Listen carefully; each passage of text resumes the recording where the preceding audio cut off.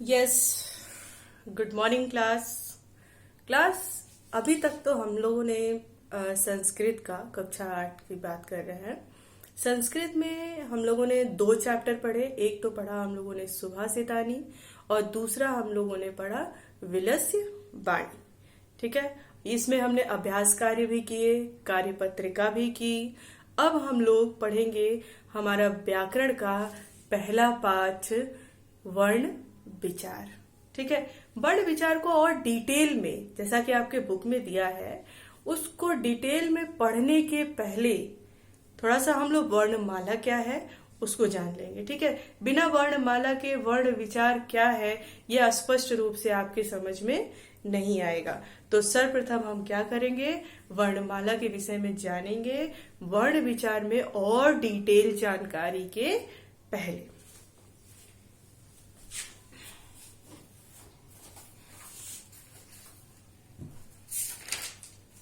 ठीक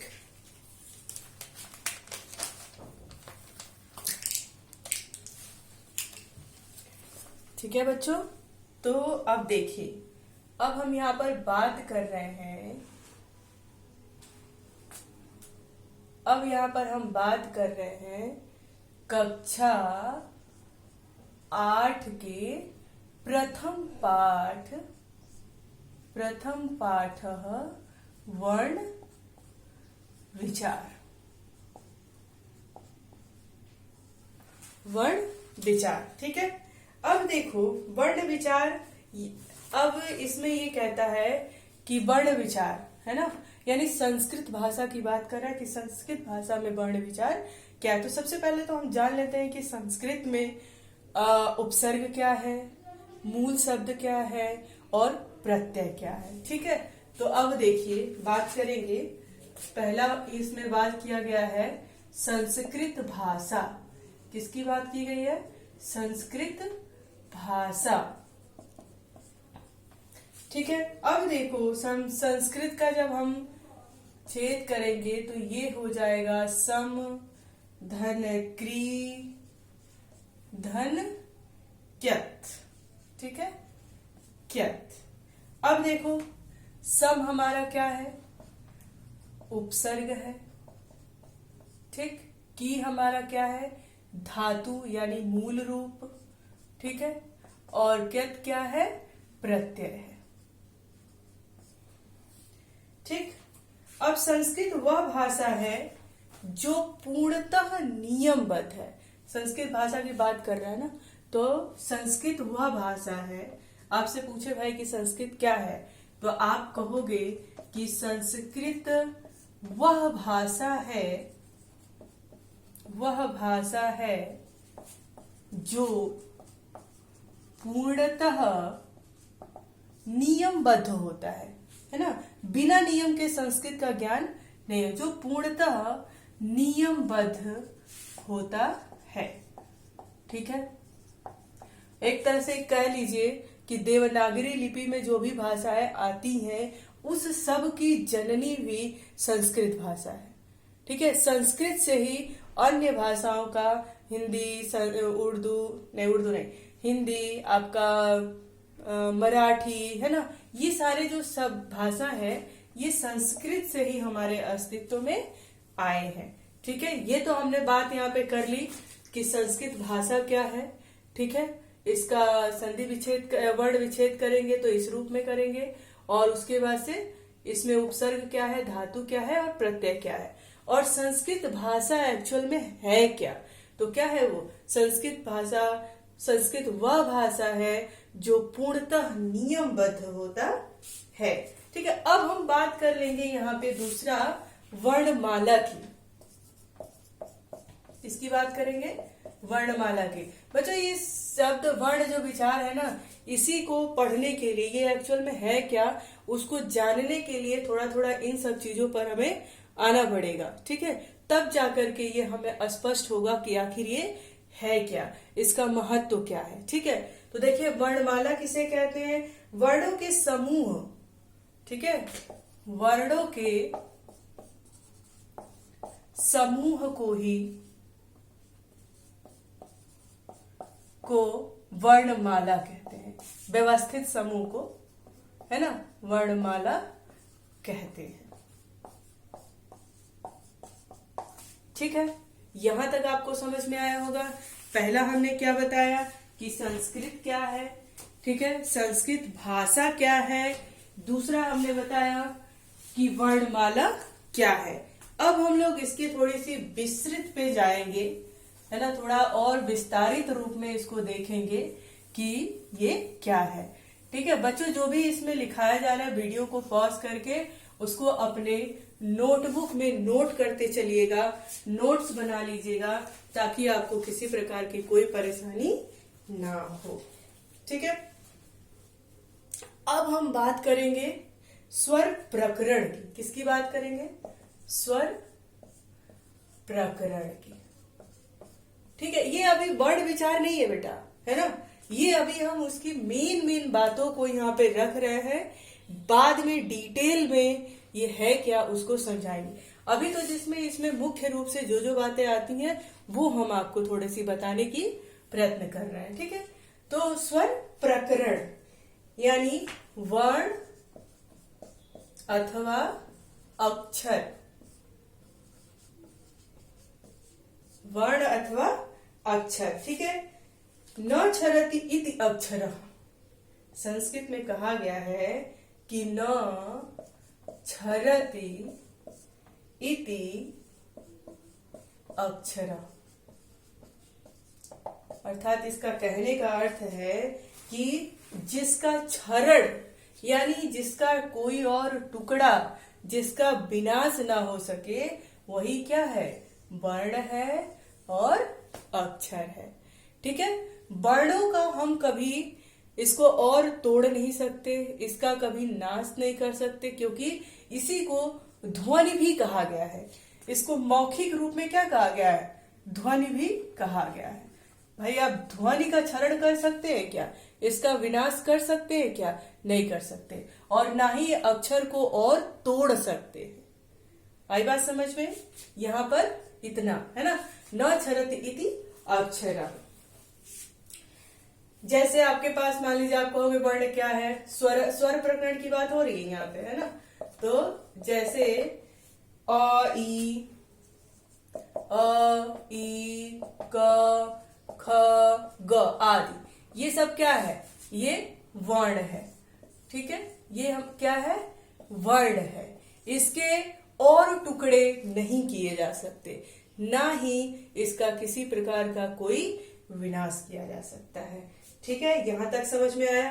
अब देखो हम बात करेंगे किसकी, है ना, आप इसको वीडियो को रोक रोक करके ये सारी चीजें अपने नोटबुक में लिख लेंगे, ताकि कभी से दिमाग से ना उतरे। ठीक है, हिंदी में और संस्कृत में बस जरा सा ही अंतर है। तो आपने अगर हिंदी में भी वर्ण विचार पढ़ा होगा और यहाँ पे पढ़ेंगे तो आप दे पाएंगे कि थोड़ा बहुत अंतर इसमें है। ठीक है, अब हम देखिए बात कर लेते हैं भाषा।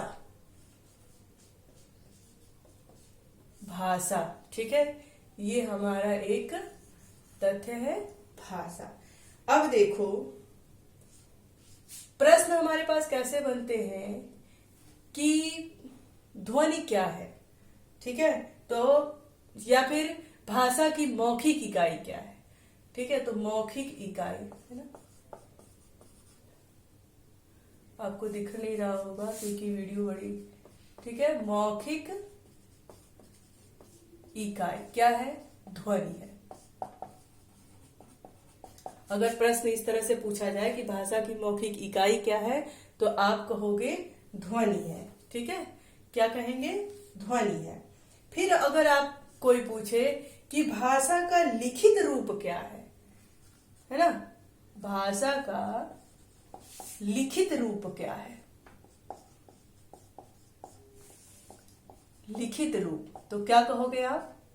वर्ण या अक्षर, दोनों एक ही चीज है, वर्ण या अक्षर। उसके बाद हमारे पास बात आती है, भाई भाषा को समझने के लिए सिर्फ मौखिक इकाई और वर्ण ही नहीं काफी है, क्या है, इसे हमें शब्द भी चाहिए, है ना। उसके बाद हम बात करेंगे वर्ण और अक्षर के बाद किसका निर्माण होता है? शब्द का होता है। ठीक है, और शब्द कैसा होना चाहिए? जो अर्थ को प्रकट करे, जो अर्थ को प्रकट करे। बच्चों ध्यान दीजिएगा, अभी वर्ण असल में वर्ण विचार है क्या, ये हम आपको बाद में बताएं। ये तो उसके आसपास की जो घूमती हुई चीजें हैं, यानी एक तरह से कह लीजिए कि तो रूपरेखा की बात हो रही है। ठीक है, तो भाषा मेन चीज आता है हमारे पास, भाषा। अब भाई भाषा तो है, निर्माण कहाँ से हुआ, कैसे बना ये भाषा? तो उसका मौखिक इकाई ध्वनि है। भाषा का लिखित रूप कोई वर्ण या अक्षर कहते हैं, और इसी वर्णों से जो शब्द बनता है, और वो भी ऐसा वैसा शब्द नहीं जिसका अर्थ हो, है ना। कोई भी हम शब्द का उच्चारण करें तो उसमें कोई अर्थ हो, वो शब्द हो गया। अब इन्हीं शब्दों को जोड़ जोड़ करके क्या होता है? वाक्य का निर्माण होता है, वाक्य बनाते हैं हम, और वही वाक्य किस में बदल जाता है? भाषा में बदल जाता है। उम्मीद करते होंगे कि ये इतनी चीजें आपको समझ में आई होंगी। ठीक है, अब चलिए हम लोग बात करते हैं कि वर्ण के प्रकार कितने होते हैं। ठीक है, अभी तो हमने ये बस रूपरेखा, इसका खाका तैयार किया कि क्या है।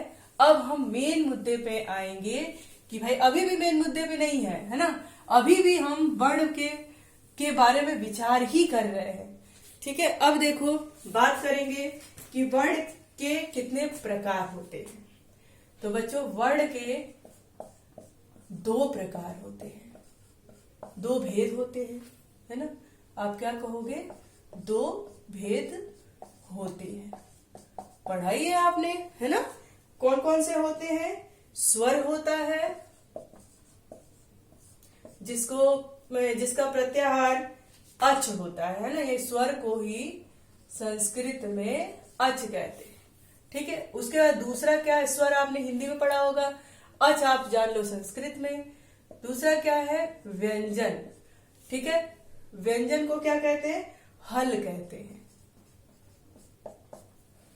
बच्चों अभी तक आपने संस्कृत में माहेश्वर सूत्र नहीं पढ़ा होगा। ठीक है, तो अभी हम बस थोड़ा सा उसका विवरण करेंगे कि कैसे ये अच है और कैसे ये हल है। ठीक है, तो जब माहेश्वर सूत्र कभी जब उसकी जरूरत आपको जब पड़ेगी तो माहेश्वर सूत्र भी बड़े ही विस्तृत रूप में पढ़ाएंगे। अभी बस थोड़ा सा जान लो कि क्यों स्वर को अच के रूप में आ गया और क्यों व्यंजन हल के रूप में आ गया। ठीक है, क्यों हम स्वर को अच और व्यंजन को हल कहते हैं। देखिए, हमारे जो माहेश्वर सूत्र होते हैं इसको हम प्रत्याहार भी कहते हैं। ये क्या है? प्रत्याहार है। ठीक है, अब जैसे कि आपने सुना होगा कि शंकर भगवान जब बहुत खुश हुए थे तो डमरू बजाए थे, है ना, और उसी डमरू से जितनी ध्वनियां आई थी उसी को माहेश्वर सूत्र कहा गया है ना। शंकर भगवान जब खुश होते थे तो नृत्य करते थे और डमरू बजाते थे, उसी डमरू से जो ध्वनि निकली उसको माहेश्वर सूत्र कहा गया, और उसी माहेश्वर सूत्र से ये आपके स्वर और व्यंजन और वर्णों का निर्माण हुआ। जब आप माहेश्वर सूत्र विस्तृत रूप से पढ़ोगे तब जाकर के ये चीज आपकी क्लियर होगी। ठीक है, अब बस जानने के लिए इतना जान लीजिए कि माहेश्वर सूत्र 14 होते हैं। ठीक है, अब देखो ये अच क्यों है, थोड़ा सा बस इस पे जान लेंगे। कैसे है? पहला अ, ई, उ, ड़, अ, ई, उ, ड़। दूसरा क्या है? री, ली, क। ठीक, तीसरा क्या है? ए, ओ, च। चौथा क्या है? ए, ओ, च। ठीक, देखो ये बात हो गई। अब माहेश्वर सूत्र का पहला और आखिरी यही दोनों लेते हैं तो ये क्या हो जाता है? अच हो जाता है। ठीक है, ये माहेश्वर सूत्र का। अब देखो अ ई उड़ी रीली क ए अ च। ठीक है, इसको काट देते हैं, इसको काट देते हैं, इसको काट देते हैं और इसको लेते हैं तो ये अच बन जाता है। आई बात समझ में? याद आपको इतना ही रखना है। अब देखो 1 2 3 4 5 6 7 8 9। अब आपसे कोई कहे कि संस्कृत में स्वरों की कितनी संख्या होती है, तो कितनी होती है? संस्कृत में स्वरों की संख्या कुल 9 होती है और व्यंजन की संख्या 33 होती है। अभी कुछ समय बाद अभी हम बताएंगे कि संस्कृत में 22 भी होता है। अब आप कहोगे मैम अभी तो आप 9 बता रही हैं, फिर बाद में 22 बता रही हैं, तो अभी आप फिलहाल सिर्फ 9 को ध्यान में रखोगे, इस 22 को ध्यान में नहीं रखोगे। ये 22 कैसे बनेगा जब बताएंगे तब ध्यान रखोगे। लेकिन अगर साधारण तरीके से कोई पूछे कि भाई संस्कृत में स्वर कितने होते हैं, तो आप बताओगे कि सिर्फ 9 होते हैं। हिंदी में कितने होते हैं? 11 होते हैं। और संस्कृत में कितने होते हैं? 9 होते हैं। कौन कौन से होते हैं? अ ई उ री ली ए ओ ए ऐ औ। यहां तक समझ में आया? अब यहाँ पे बात करेंगे हम व्यंजन की। व्यंजन को क्या कहते हैं? हल कहते हैं, हल प्रत्याहार कहते हैं। अब वो कैसे कहते हैं देखिएगा, ध्यान दीजिएगा।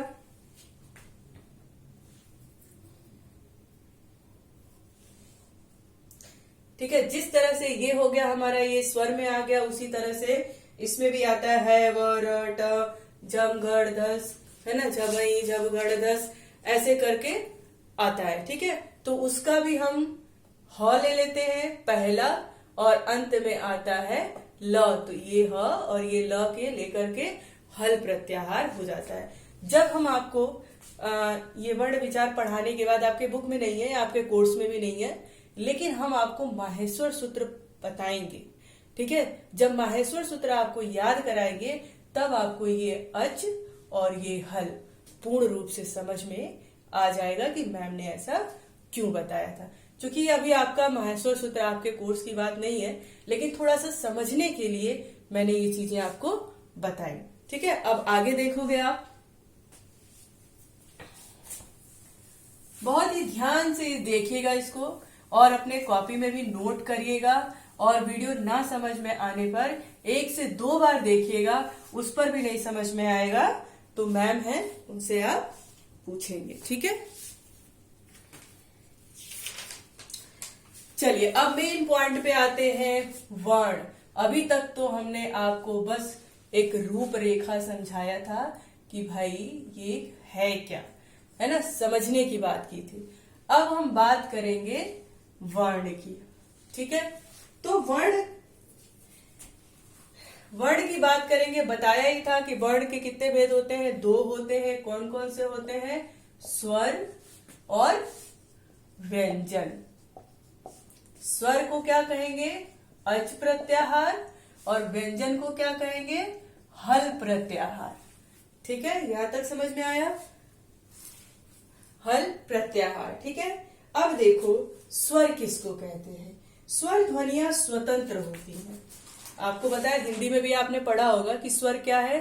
तो स्वर वह है जो जिसका उच्चारण करते समय, स्वर ध्वनियों का यानी स्वर वर्णों का उच्चारण करते समय हमारी जो प्राण वायु होती है, वहां पर कहीं भी कोई किसी प्रकार की रुकावट नहीं आती है। अर्थात स्वर ध्वनियां क्या होती हैं? स्वतंत्र होती हैं। ठीक है, स्वर ध्वनि क्या होती है?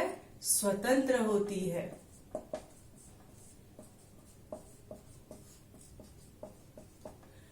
स्वर का उच्चारण, स्वर वर्णों का उच्चारण करते समय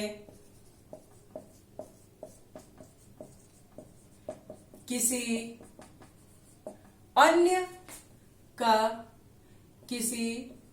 अन्य वर्ण का सहारा नहीं लिया जाता,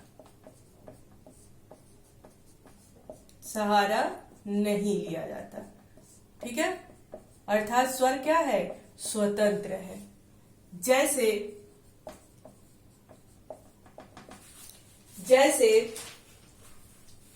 अ, ई, ऊ, री, ली आदि। ठीक है, आप इसको बोल करके देखिए, अ, ई, ऊ, री, है ना। जब इसका उच्चारण करते हैं तो ऐसा नहीं लगता कि इसके अलावा किसी अन्य ध्वनि की भी कोई उच्चारण हो रहा है। ठीक है, सिर्फ इसी की बात हम करते हैं, इसीलिए इस ध्वनि को क्या कहा गया है, स्वतंत्र कहा गया है ना। ये क्या है, स्वर क्या है, स्वतंत्र है। अब व्यंजन की बात करें, ये तो हमने जान लिया कि क्या है, स्वर क्या होता है, स्वतंत्र, और इसी का उल्टा है व्यंजन। व्यंजन में क्या है, व्यंजन ये स्वतंत्र नहीं होता है। व्यंजन का उच्चारण, व्यंजन वर्णों का उच्चारण करते समय हमेशा क्या होता है, स्वर वर्णों की सहायता ली जाती है। ठीक है, अब देखो कैसे ली जाती है। वे वर्ण जो स्वतंत्र रूप में ना बोले जा सके, कोई पूछे भाई व्यंजन वर्ण क्या है तो क्या बोलोगे, वे वर्ण जो स्वतंत्र रूप में ना बोली जा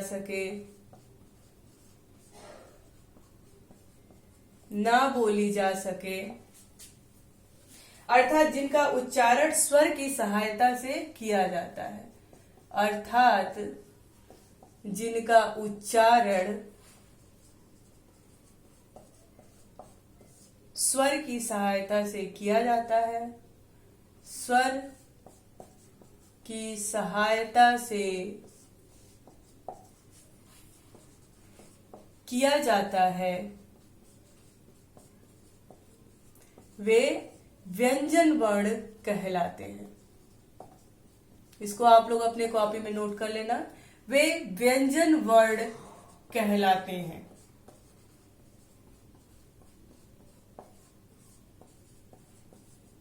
जैसे क, ख, ग, घ आदि। ठीक है, अब आप इसका उच्चारण करके देखिए, क, ख। तो जब क का उच्चारण करते हैं तो आपको लगता है कि अ की ध्वनि, छोटे अ की ध्वनि क्या है, वो सुनाई दे रही है। अब देखो कैसे, क बराबर क, हलंत और अ। क में से क्या आया, अ निकल के आ गया, है ना। तो इसीलिए हम इसको कहते हैं ख,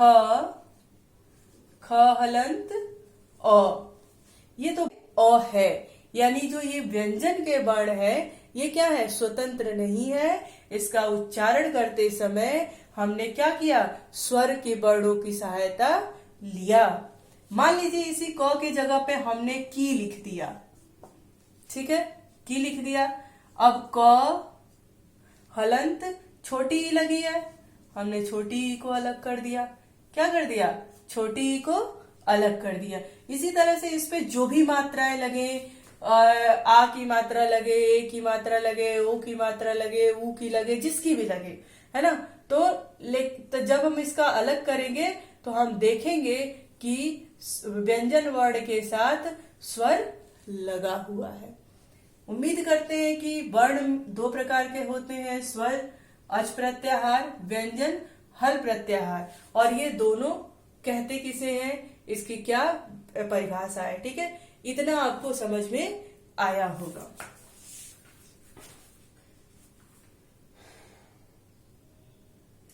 ठीक है, इतना आपको समझ में आया होगा। अब हम थोड़ी सी इससे अलग हटके कुछ बात कर लेंगे। जैसे अभी इसके पहले हमने आपसे कहा था कि भाई वर्ण स्वर कितने होते हैं, 22 होते हैं। ठीक है, तो उस 22 को विस्तारित रूप से तो नहीं बताएंगे, लेकिन एक गिनती में बताएंगे कि कैसे होते हैं। ठीक है, तो संस्कृत में स्वर और आपका व्यंजन दोनों मिला करके इन वर्णों की संख्या कितनी हो जाती है, 59 हो जाती है।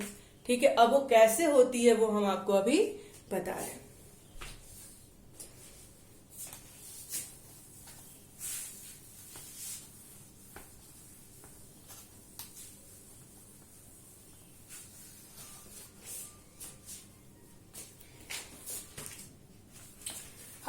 कैसे होती है संस्कृत अक्षर, है ना, संस्कृत अक्षर यानी वर्ण कुल कितने होते हैं, 59 होते हैं। ठीक है, कितने होते हैं, 59 होते हैं। कैसे होते हैं, जो आपका स्पर्श व्यंजन है, आपने हिंदी में स्पर्श व्यंजन पढ़ा होगा, ठीक है, स्पर्श व्यंजन, इसी को हम वर्गीय भी कहते हैं, है ना, वर्गीय भी कहते हैं। ठीक है, तो स्पर्श व्यंजन कितने वर्गों में बांटा गया है, 5 वर्गों में बांटा गया है। कौन कौन सा बांटा गया है, क वर्ग, च वर्ग, त वर्ग, ट वर्ग और प वर्ग। ठीक है, इन 5 वर्गों में 5-5 अक्षर है, जैसे क, ख, ग, घ, अंग, कितना हुआ, 5 हुआ। च, छ, ज, झ, इया, कितना हुआ, 5 हुआ। त, थ, द, ध, न, कितना हुआ, 5 हुआ। ट, ठ, ड, ढ, अड़, कितना हुआ, 5 हुआ। प, फ, ब, भ और म, ये कुल मिलाकर के कितने हुए, 25 हो गए। ठीक है, तो 25 तो आपके ये हो गए। उसके बाद हम बात करेंगे किसकी, अवर्गीय व्यंजन, है ना, जो वर्ग में नहीं होते हैं। तो पहला क्या होगा आपका अंत्यस्थ व्यंजन। अंत्यस्थ व्यंजन में कितने होते हैं, 4 होते हैं, है ना, अंत्यस्थ व्यंजन में कितने होते हैं, 4 होते हैं। कौन कौन से, य, र, ल, व। अब 25 में आप 4 जोड़ दीजिए। ठीक, उसके बाद क्या होता है, ऊष्म व्यंजन होता है, ये भी 4 होता है। कौन कौन सा होता है, श, श, श, ह। ठीक है, स, ख, श, ह, ये भी जोड़ दीजिए इसमें। ये कितने हो गए, है ना। अब देखिए आगे की बात करेंगे, अयोगवाह व्यंजन कितने होते हैं, 33 अयोगवाह। ठीक है, उसके बाद से स्वर में अभी हमने आपको बताया था ना कि स्वर में कुल 22 होते हैं। तो कैसे कैसे होते हैं, ह्रस्व स्वर, ह्रस्व स्वर कितने होते हैं, 5 होते हैं। कौन कौन से वर्ण, ये सब हम आपको डिटेल में आगे बताएंगे। अभी बस मोटा मोटी जान लीजिए कि ये 59 कैसे है। ह्रस्व स्वर हमारे 5 हो गए। दीर्घ स्वर कितने होते हैं, तो दीर्घ स्वर कितने होते हैं, 8 होते हैं। प्लुत स्वर कितने होते हैं, 9 होते हैं। अब इसमें जोड़ दीजिए, है ना, कितने हो गए, 5 4 9, 9 4 13, 14 15, है ना। ऐसे अगर जब आप जोड़ देंगे तो आपको पता चल जाएगा कि ये कुल कितना है। ठीक, आई बात समझ में।